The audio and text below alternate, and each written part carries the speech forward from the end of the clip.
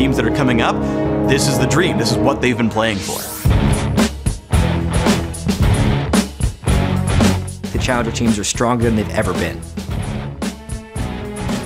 You have to win this match. I think the hottest team right now has to be LMQ. 目前来讲，是我们所打过的比赛最重要的一场。 Ackerman a little too far forward. Ackerman goes down, but they pull that back. No, he doesn't! What? He's alive! I think LMQ would definitely be really hard to verse. I think they're really strong and probably the best challenger team right now. 我为了这场比赛可以付出一切。There's a lot of pressure on XDG. Lemonation very low. That's going to force the flash. Sheep comes in and gets the kill for XDG. Our jobs depend on winning. 我们绝对可以打败 XDG. Everything's on the line for us this weekend.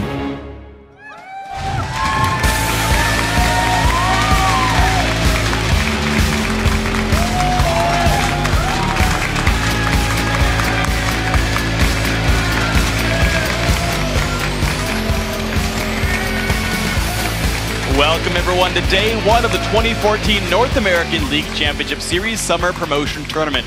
We're coming to you live from our studio here in the City of Angels. Hey, I'm David Freak Turley, and manning the co-caster chair, Sam Kobe Hartman-Kensler. Oh, it's promotion time, Freak. It's promotion time. I'm ready. Are you ready? Yep. Everyone's getting raises. Promotion time. We've got a big slate of games ahead of us that will shape the North American LCS Summer Split as teams duel for 3 coveted spots. But first, let's take a quick look at the latest from around the league. We start in North America, where Cloud9 once again stand at the top of the table. Yeah, they had a very impressive playoff, sweeping the semifinals to go 5-0 and secure their title of the Spring Split champions. And that means that Cloud9 have never lost a North American playoff game and are 10-0. And they're going to head to All-Stars riding an 18-game winning streak. Yeah, but there were other ripples from playoffs as Nian announced that he'd be stepping down from Counterlogic Gaming's starting lineup.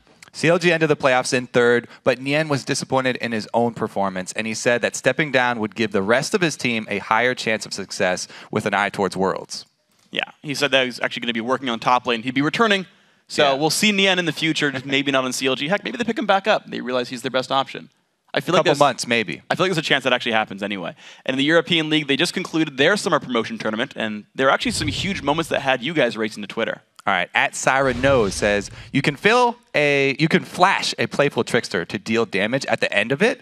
Oh, question mark? Yes, today I learned way to demand an LCS big play spot. Yeah, from Super Hot Crew versus Cloud and Eclipse, here's your number 1. Oops.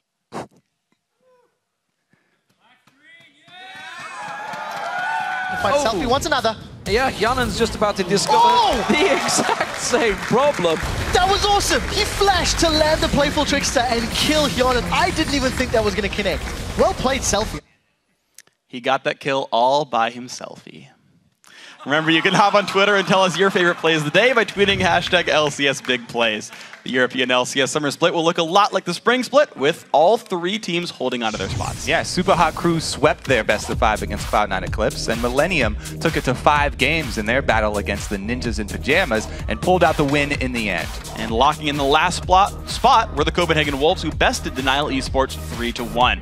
Now here in the North American LCS, there are 3 spots open and 6 teams hungry for a place in the bigs. We start our week with 8th place XDG Gaming versus the Challenger Series champs, LMQ, in a best-of-5 series. Then tomorrow we continue our promotion tournament with 7th place Evil Geniuses facing off against Cloud9 Tempest, and we'll conclude the day with a matchup between 6th place Coast and Complexity Black.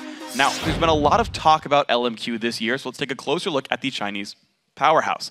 We start in the top lane with Ackerman. People will remember him from the 2013 World Championship, where he played for the 2nd place finish with Royal Club under the name Godlike. In the jungle is No Name, who hasn't gotten as much attention as the rest of his team, but he's been a consistent workman, and he has the highest KDA for junglers in the North American Challenger Series, standing at 5.3. Next up, it's Xiaowei Xiao, who has been the carry for his team. He's an extremely strong mid laner, and he's very farm-focused, playing champions like Orianna and Nidalee. And their AD carry is Vasily. For months, he's been in the top 10 in solo queue, and he's held the top spot for a period of time as well. Finally, his lane mate is More on support, who's also been top 10 in solo queue, and is actually just 1 spot behind Vasily right now on the live ladders. Now remember, you can always read more about the teams and players, as well as find stats over at lolesports.com. And while you're there, be sure to let us know which team you think will win each of today's matches. Just click on the schedule and give a thumbs up to your choice. You can also read up on a rapidly approaching All-Star event in Paris and vote to shape the All-Star Challenge. This week, you can pick a champion that must be played in URF mode. But now let's send it over to Jat to preview today's action. Thanks, Freak. I am Joshua Jat Leisman, and joining us on the Analyst test today is William Scarley and Christian Rivera, or, as people know, I Will Dominate. And guys, I just want to talk about these matches real quickly, starting with LMQ. We just saw how high all those guys are rated in solo queue. How big of an advantage, let's start with you, Scar, does that actually play in this series for them, their solo queue skill? I think mechanical skill can matter a lot, but I think the team with just the...